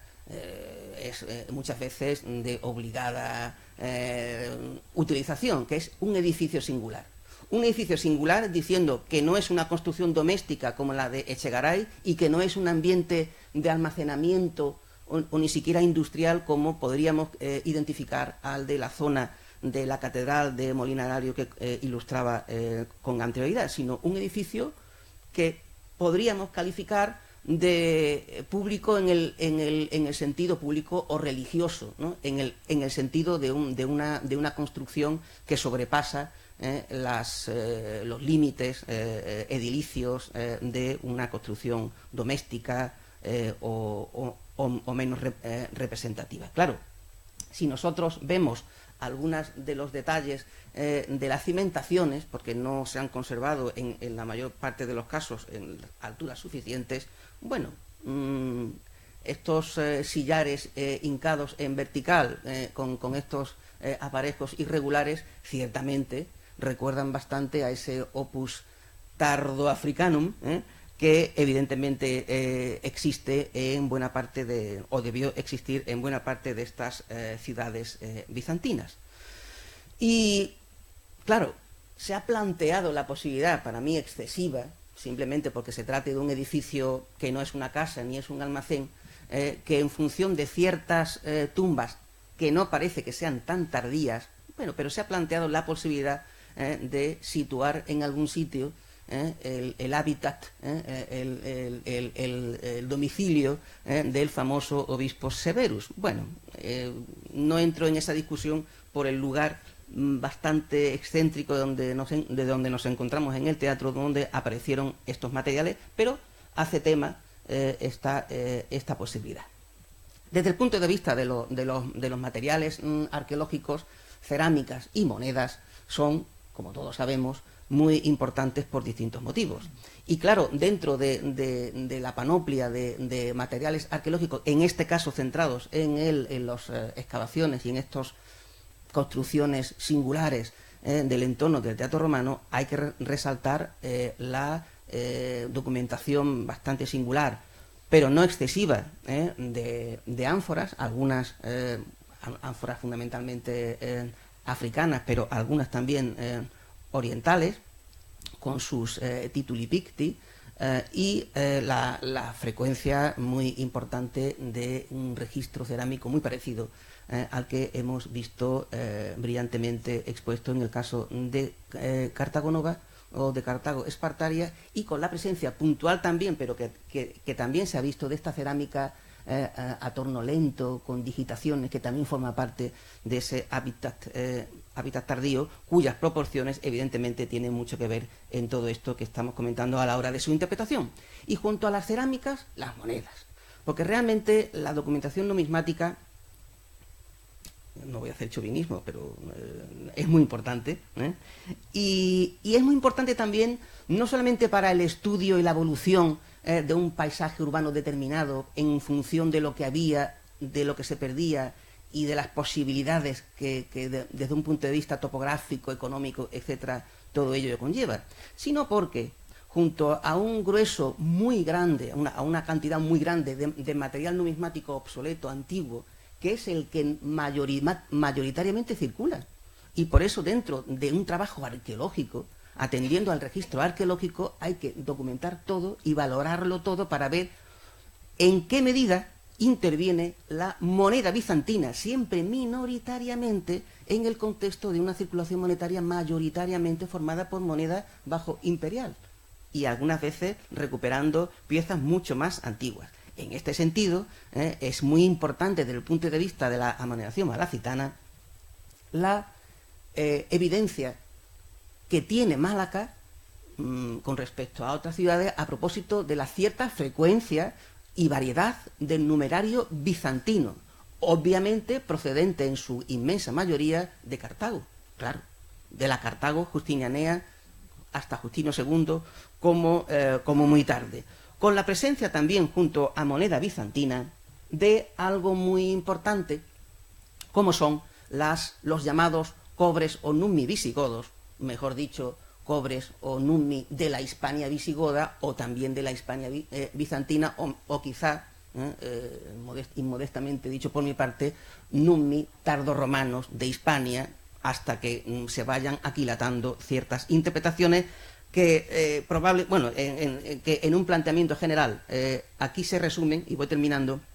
y que tienen como pieza o como elemento estelar estas atribuidas en su día a Córdoba y al reinado de Witiza, cuando salen perfectamente bien documentadas en los contextos arqueológicos bizantinos de Malaca, en el contexto de la segunda mitad del siglo VI de nuestra era, acompañada con moneda bizantina y con el registro de material cerámico y anfórico que acabamos de ver. Estas piezas, una de ellas aquí muy bien representada con esa cruz, con esos 4 glóbulos, tienen una importancia para mí muy grande. ¿Por qué? Pues porque, de nuevo, desde un punto de vista numismático, podríamos sacar aquí a colación las posibles vidas paralelas entre una ciudad y otra, en el sentido de que la ciudad de Cartago Espartaria y la de Malaca bien pudieran haber visto potenciadas, no como un numerario oficial, porque no lo puede ser, sino como una intención clara, la acuñación de moneda menuda, de los nummi tan ampliamente documentados y acuñados por Justiniano en Cartago, y que posiblemente por esa presencia de los imperiales potencia su fabricación, no solamente de estos, cuya presencia mayoritaria en Malaca hace tema, sino que evidentemente pueden plantear ese paralelismo, esa situación bastante común, aunque con tipos distintos y metodologías diferentes, de los nummi, o en este caso múltiplos, de Cartago Espartaria, y cerrar el círculo con la posibilidad planteada por grandes numísmatas como Cécile Morisson, a propósito de la posibilidad, insisto, redundantemente, de que No todos los trientes, los divisores áureos atribuidos desde Gleason a la ceca de Cartago-Espartaria pudieron ser necesariamente acuñados en Cartago-Espartaria. ¿Por qué no alguno en Málaga y oro y bronce? Pues podría de nuevo cerrar un círculo que evidentemente yo cierro montándome rápidamente en el Dromón y yendo hacia Algeciras. Muchas gracias.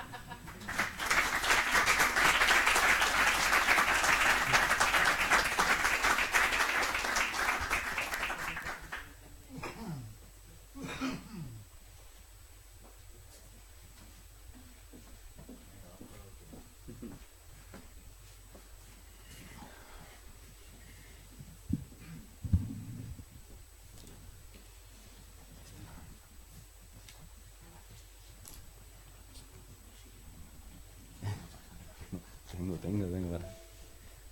Tenemos por ahí unos números para que tú...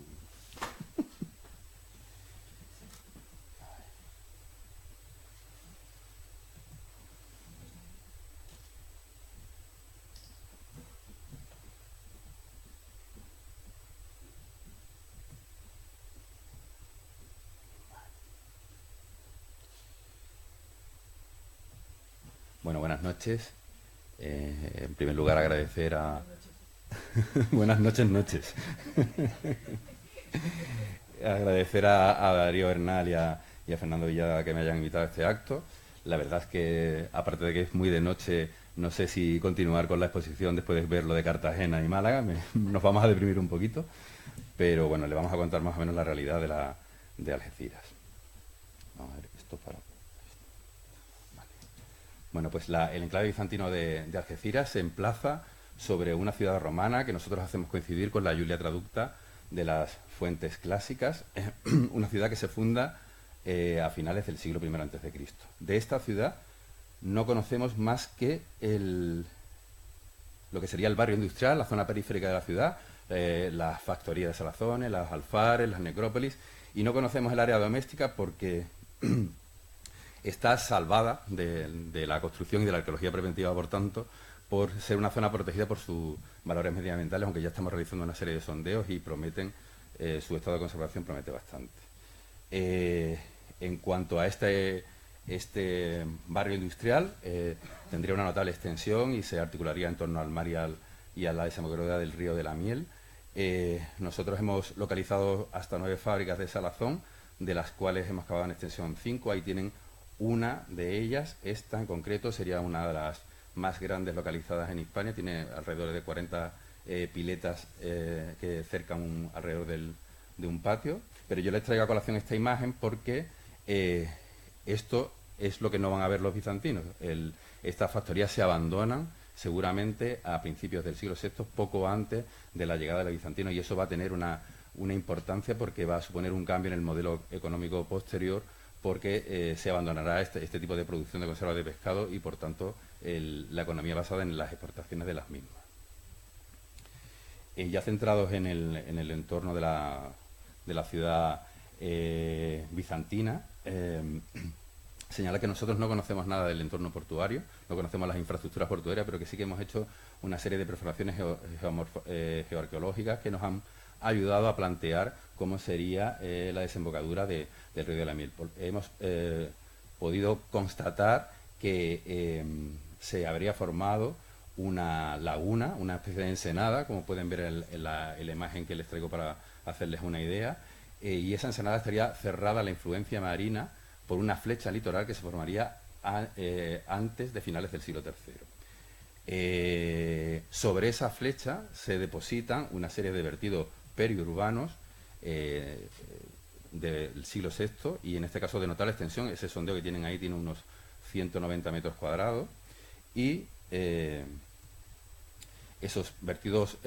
periurbanos se van entremezclando con niveles naturales de sedimentación eólica. En la excavación de al lado, que es la que les estoy mostrando, sobre esos niveles del siglo VI constatamos la localización de un pavimento que está en rampa y que probablemente conectaría esa factoría de salazón que hemos visto antes con la zona portuaria. Pero lo interesante de esta excavación es que aquí es donde comprobamos la aparición de los primeros niveles bizantinos que amortizan entre finales del siglo VI y principios del VII esa rampa, esa vía de acceso al puerto. Ya en la meseta, donde estaría la ciudad clásica y tardorromana de Iulia Traducta, localizamos las áreas domésticas y comerciales, tanto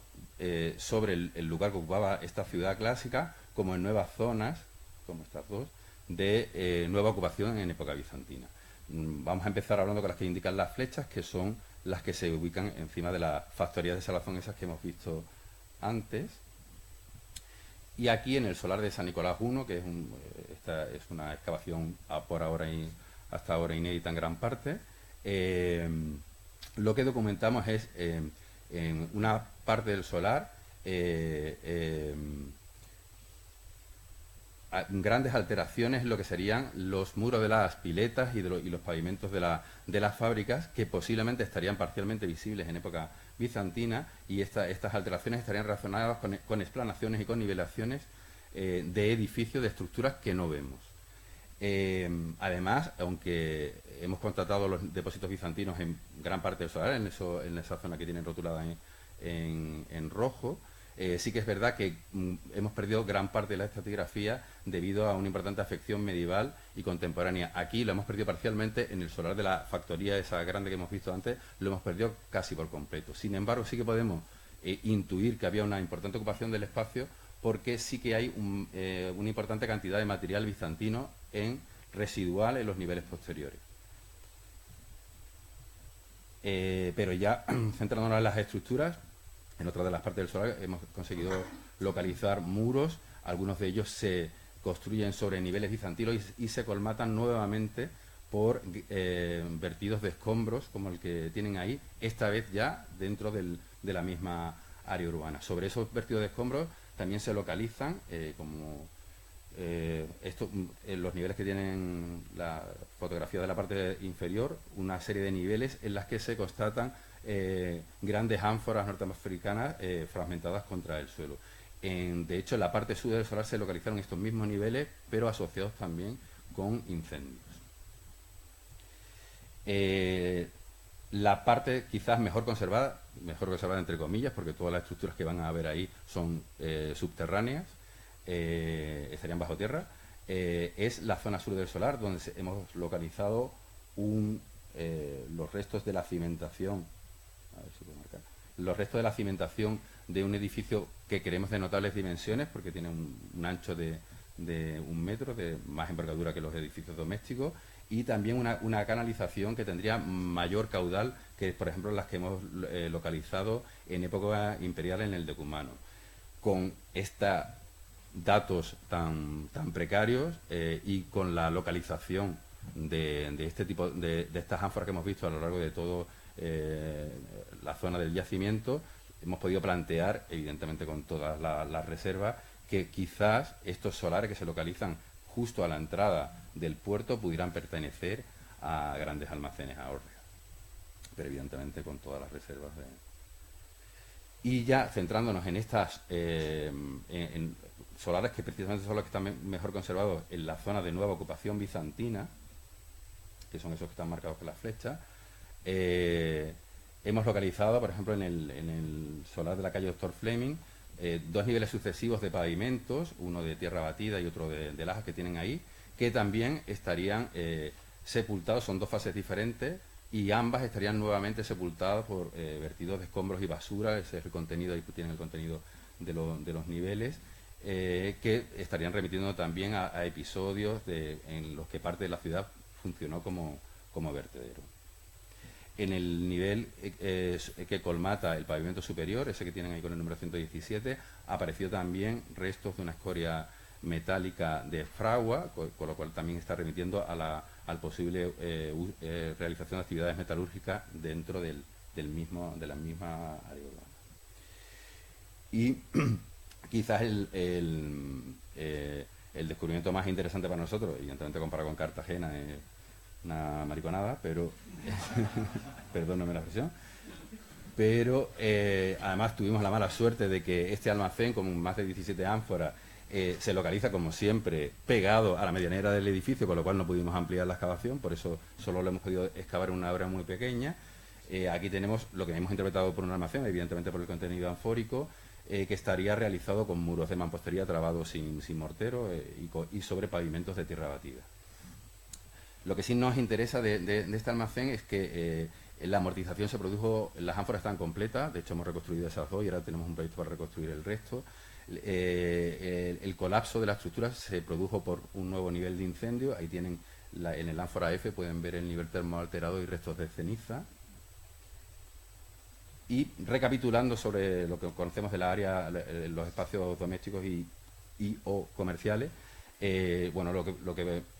tenemos claro es que no conocemos el perímetro del sistema defensivo, con lo cual tampoco podemos conocer el perímetro de la ciudad,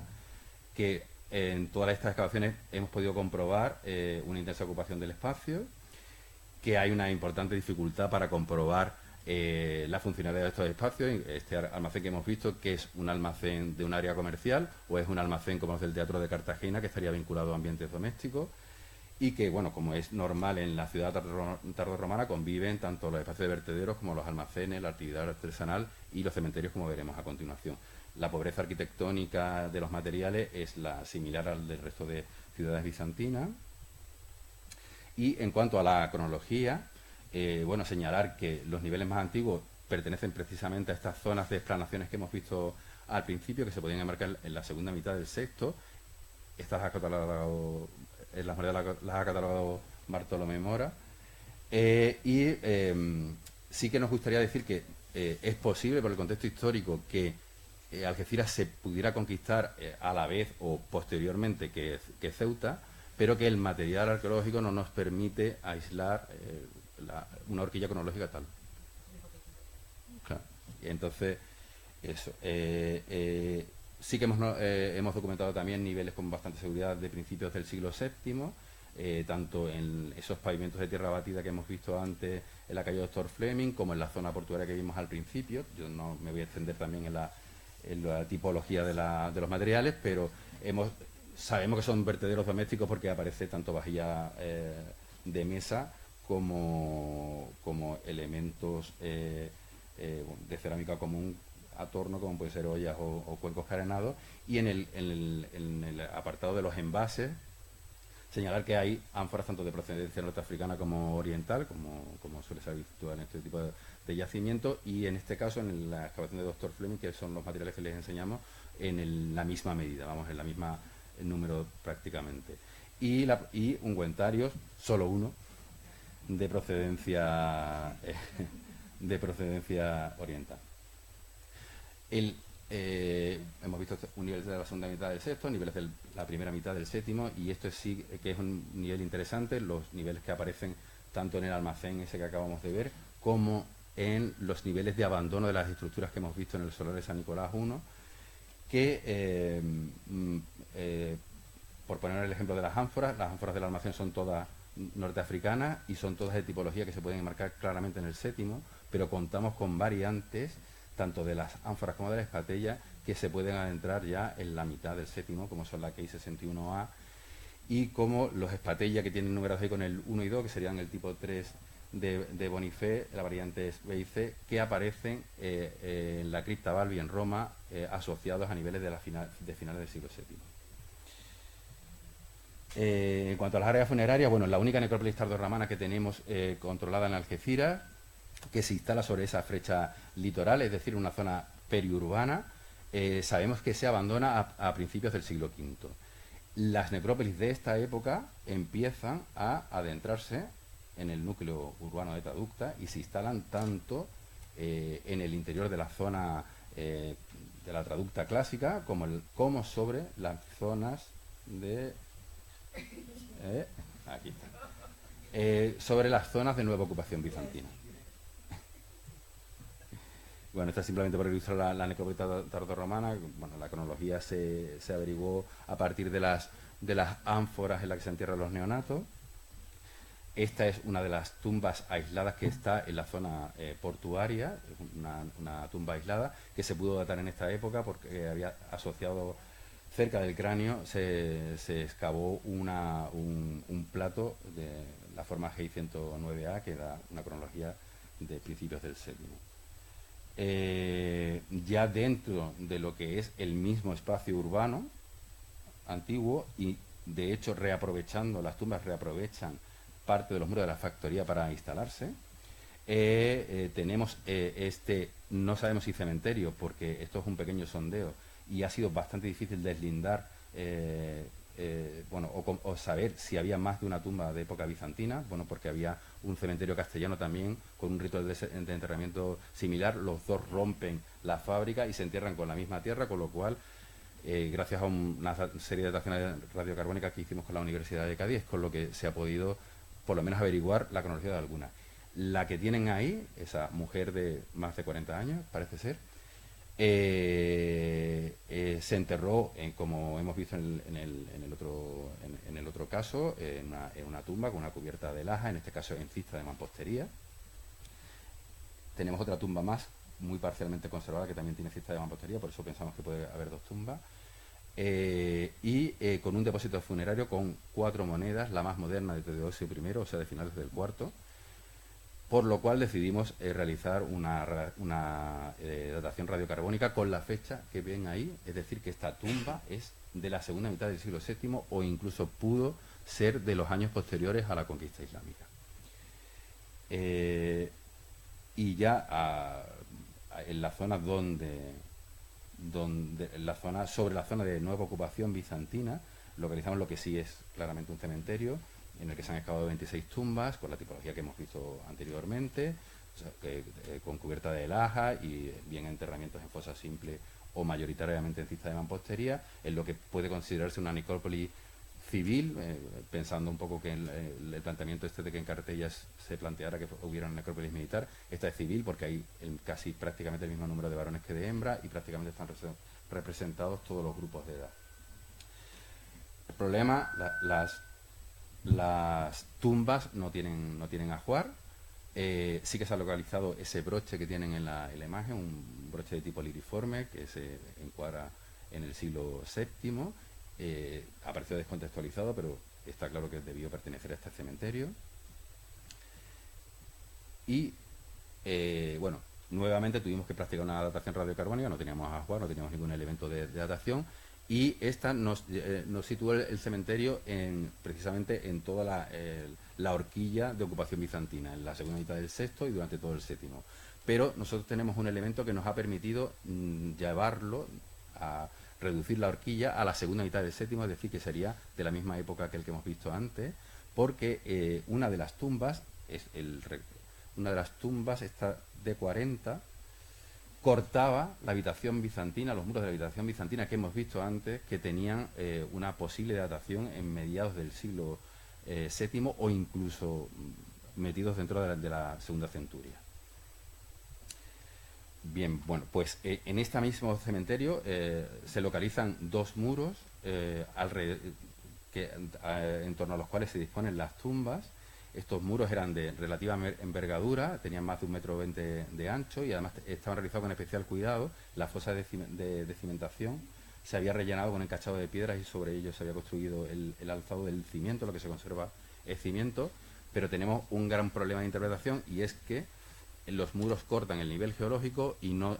hay ningún nivel de suelo asociado. Entonces, solo podemos interpretar que creemos que el muro es tardorromano, porque su orientación es completamente diferente a la de la fase medieval que le precede. Como pueden ver, se orienta igual. Este es el almacén bizantino, tiene una orientación ortogonal con ese almacén, pero no hay una relación física, con lo cual no podemos probar si son sincrónicos o si uno es anterior o posterior. Y solo hemos podido plantear, con una hipótesis, con comillas, de que pudiera,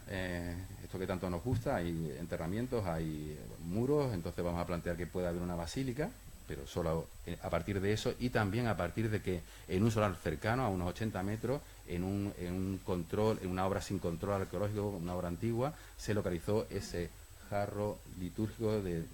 tipo hispano-godo que tiene una cronología de los siglos VI a VII. Lo que sí podemos... ahí se ha descuadrado el texto. Lo que sí podemos asegurar es que hay una fuente tardía islámica, el Faz al-Ándalus, que menciona cómo se ordena al gobernador de Al-Jazira de Al-Hadra para construir la mezquita Al-Jama en el emplazamiento que anteriormente ocupaban iglesia. Bien, nosotros hace muchos años que planteamos que la ciudad de Al-Jazira de Al-Hadra no se sitúa sobre la traducta clásica, que era la hipótesis que había predominado hasta entonces, y hemos demostrado que esta Al-Jazira Al-Hadra se localiza al otro lado del río. Ahora después veremos por qué. Entonces, esta, de existir, era una bueno, de existir existe seguro porque la fuente lo menciona, era una basílica suburbana. No sabemos si perteneciente a esta basílica o no. Tenemos un nuevo hallazgo en Al-Jazira Al-Hadra, de este muy bonito pilar del siglo II dedicado a la diosa Diana, pero que sí que algunos autores han observado que si le damos la vuelta al pilar, está fracturado y hay un tallado, un receptáculo en la parte superior que podría corresponder a un lóculus, es decir, al sitio donde se depositaría la reliquia y por tanto la consagración de la iglesia. Bueno, sí, parece ser, bueno, esto lo hemos comentado con Isaac Sastre y él nos plantea que sí que es una hipótesis interesante, pero que sería perfecto si el lóculus llevara un escalón en la parte superior, que es lo que suele caracterizar a los de esta época. Esto, el que no aparezca, no tiene por qué no significarlo, pero podría retrasar la cronología a su juicio. Esto habría que plantearlo. Además, es curioso porque alrededor del lóculo, del espacio del lóculo, hay 4 taladros que seguramente sean para sustentar. De hecho, no sé si lo ven en la imagen, lo hemos utilizado en los mismos juegos para poner la pieza al revés. 4 taladros que seguramente servían para sujetar la mesa del altar. Y una cosa que hasta ahora también había pasado desapercibida es que, si se fijan, bueno, como se ha fijado Margarita, los relieves son magníficos y están perfectamente conservados, pero no es así con los relieves que estarían tallados en los laterales, que serían escenas paganas y que evidentemente le habían desaparecido. Igualmente la inscripción que llevaría, al cambiar la posición, quedaría a la inversa si es que no estaba en la posición trasera. En cuanto a los hallazgos subacuáticos, bueno, realmente no tenemos muchos hallazgos en los depósitos del Museo Municipal y esto debe ser una cuestión casual porque debido a la entidad del yacimiento pues deberían haber aparecido más. Sí, recientemente un compañero ha localizado dentro del Museo Municipal un ancla que estaba catalogada como del siglo XVIII, pero al perder los escaramujos que la recubrían, que por el problemas de conservación, él se ha dado cuenta que podría corresponder al tipo bizantino, porque bueno, el ancla está realizado en hierro, como es habitual, y tiene la característica, los característicos brazos lineales y perpendiculares a la caña. Bueno, y un poco, ya hemos visto cuando hemos hablado de los espacios domésticos lo que sería la falsificación del yacimiento. Yo ahora me voy a centrar especialmente en los niveles, en la última etapa del yacimiento. Si se han fijado, la última etapa del yacimiento viene representada solo por tumbas. El sistema, la tipología del enterramiento, la cista de mampostería, es una tipología que excede la cronología bizantina, se dan desde el siglo V al VIII. Además, aparecen tanto en la zona visigoda como en la bizantina, con lo cual es complicado adscribirlo. O sea, si bien tenemos clarísimo que esas tumbas son, gracias a la datación radiocarbónica, de la segunda mitad del VII, la dificultad, posiblemente durante mucho tiempo, será tratar de deslindar si pertenecieron a individuos enterrados o que pertenecían a la órbita goda o a la órbita bizantina. Nosotros publicamos hace tiempo una hipótesis, de estas que otra vez de nuevo entre comillas, en el que planteamos la posibilidad de que el cementerio fuera de una fase visigoda del yacimiento. Esto lo hicimos pensando o comprobando, sobre todo, esa necrópolis que hemos visto se instalaba sobre el colapso del almacén por un incendio. Además, se habían detectado incendios en otras partes de la ciudad y lo que nosotros planteamos, inspirándonos un poco en los tipos en los niveles de destrucción, tanto de Cartagena como de Málaga, que pudieran corresponder a este cambio de orientación del yacimiento. Además, también pesaban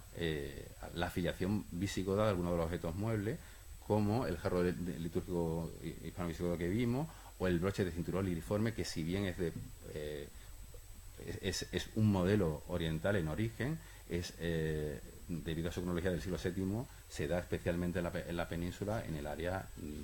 visigoda. Aunque es cierto que en menor cantidad también se da en yacimientos poco sospechosos de ser visigodos, como las Baleares, y aquí en Ceuta hay uno de ellos. Por tanto, bueno, incidir eso, bueno, que nosotros habíamos planteado lo de los niveles de incendio, pero que es verdad que al realizar las excavaciones en extensión de los sitios donde nosotros creíamos que había incendios, no han vuelto a aparecer. Es posible que estos incendios sean más localizados de lo que pensábamos, y además no aparecen en otras excavaciones. En el otro lado, y ya casi acabando, en el otro lado de la balanza, pues vamos a plantearnos lo contrario. Pudo permanecer el yacimiento en manos bizantinas, igual que Septen, hasta la caída de Cartago. Bueno, tenemos una serie de argumentos que ninguno de ellos es determinante, y que algunos de ellos pueden ser debidos a falta de información arqueológica actual por el muestreo que significan las excavaciones preventivas. Señalar que todas las monedas de nueva acuñación, porque efectivamente, como ha comentado antes el profesor Mora, la mayoría del numerario es reutilizado de época anterior, son numis de Justiniano I y solo de Justiniano I, curiosamente el de los momentos en los que se inicia la Renovata Imperii, porque no hay de otros emperadores, y hay ausencia de misiones visigodas. En esta diapositiva había puesto también ausencia de numis hispanos o tardorromanos, como lo ha llamado el profesor Mora, pero precisamente hablando con un compañero que estaba haciendo un estudio de materiales de una de las excavaciones que hemos visto, nos ha comentado la posibilidad de que hayan también numis hispanos, que tampoco cambiaría. De los que tengo en la imagen, bueno, estos son los que tú has catalogado. Y además en la zona geográfica,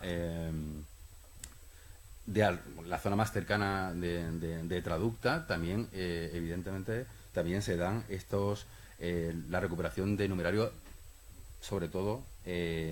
bizantino, como en Cartella, o como este hallazgo reciente en un nivel del siglo VII de Bolonia. Por otro lado, el profesor Bernal también había planteado y se había extrañado de la ausencia de cecas, tanto en Septen como en Traducta, como en Cartella, estas cecas visigodas que podrían caracterizar a los focos en conflicto. También, este es un argumento evidentemente exilentio, podríamos extrañarnos de la ausencia de inscripciones de fundaciones de iglesias, especialmente en la provincia de Cádiz, donde suelen ser relativamente abundantes debido a la actividad del obispado asidoanense. Y en cuanto al argumento cerámico, bueno, la afiliación africana y oriental de las producciones está claro que coincide con el resto de yacimientos bizantinos, pero sobre todo esta datación especialmente o posiblemente más tardía, que llega hasta la segunda mitad del siglo VII, de por ejemplo el almacén, hace pensar que es posible que el yacimiento estuviera en manos bizantinas en fechas posteriores a la conquista generalizada del sur peninsular. También la aparición de ungüentarios de estos tipos de ungüentarios del Mediterráneo oriental, que suelen coincidir su distribución también con los yacimientos de ámbito bizantino, y por último la ausencia de jarros de tipo visigodo de las tumbas, aunque esto también evidentemente hay que plantearlo con cierta cautela, especialmente por Cartagena. Y por último hay una serie de argumentos basados en las fuentes literarias, aparte de los que vamos a hablar aquí, de lo de las fuentes de conquista. También es verdad que nos acompaña hoy, por ejemplo, Ana María Berenjeno, que junto a José Soto también ha planteado la posibilidad de que, en base al texto que antes ha traído, por ejemplo, Margarita, una serie de textos del siglo VII que mencionan sedes episcopales, pues Mesopotaminoi, que no está muy claro si es un topónimo o un gentilicio, ellos plantean que es un topónimo, pudiera coincidir con Algeciras. Nosotros traemos esa posibilidad. Y ya basándonos en las fuentes de conquista, de las que antes ha hablado el profesor González. Precisamente, bueno, hay una serie de fuentes. Normalmente estas fuentes lo que hacen, mencionan a este personaje Julián como gobernador de una zona de Septen y una zona en el ámbito africano, pero como antes ha comentado, ha leído el texto el profesor González, Ibn al-Hakam, una de las fuentes más antiguas de mediados del noveno, plantea que este podía ser gobernador de Ceuta y de una aljadra, que como bien sabe el profesor González, él no está de acuerdo que esta aljadra sea la aljadra de Algeciras, aunque el texto dice que esa aljadra está en la parte de España, pero es verdad que es un poco confuso por la situación cercana a Tánger. Hay investigadores que piensan que esa aljadra es Algeciras y el profesor González, por ejemplo, no lo piensa. Nosotros simplemente son argumentos que pretenden bueno, poner de relieve que se ha planteado alguna vinculación entre Septen y Algeciras en los momentos finales. Y por último, un argumento que ya no lo comparte ni la persona que García Moreno, que últimamente se ha retractado, es la posible posible relación del nombre Julián, de las fuentes islámicas, con la ciudad de Julia, traducta Julianus Julia, es decir, que el nombre haría relación a la sede de gobierno. Y por último, el profesor Bernal también había planteado que la primera división administrativa islámica, con un territorio que abarcaba el norte del estrecho y centrado en Algeciras, podía estar fosilizando un territorio administrativo anterior, posiblemente bizantino. Y esto sí que ya es lo último. Lo único que sí tenemos medianamente claro, a pesar de las interrogaciones de arriba, lo que sí tenemos claro es que este yacimiento se abandona seguramente en torno a la primera mitad del siglo VIII. Los únicos hallazgos andalusíes que tenemos sobre el asentamiento son este tipo de feluces de conquista descontextualizados. Es verdad que los feluces de conquista llegan hasta la mitad del siglo VIII, pero que se pueden seguir utilizando hasta el siglo IX. Pero el argumento que a nosotros nos parece definitivo para plantear que Al-Yasir al-Hadra está al otro lado del río es que no se localiza ni un solo depósito alto medieval sobre los cementerios, sean de la época a quien pertenezca, ni de los niveles bizantinos. Sobre los niveles del VII, lo que hay son niveles del siglo XIII, porque el periodo andalusí se desarrolla en la ciudad al lado donde lo hemos encontrado. Por tanto, nosotros lo que planteamos es que seguramente el declive de la ciudad bizantina tuvo que estar relacionado con la fundación de el primer campamento militar y después ciudad islámica en la península, Al-Yasir al-Hadra. Bueno, pues muchas gracias por su atención y al fin.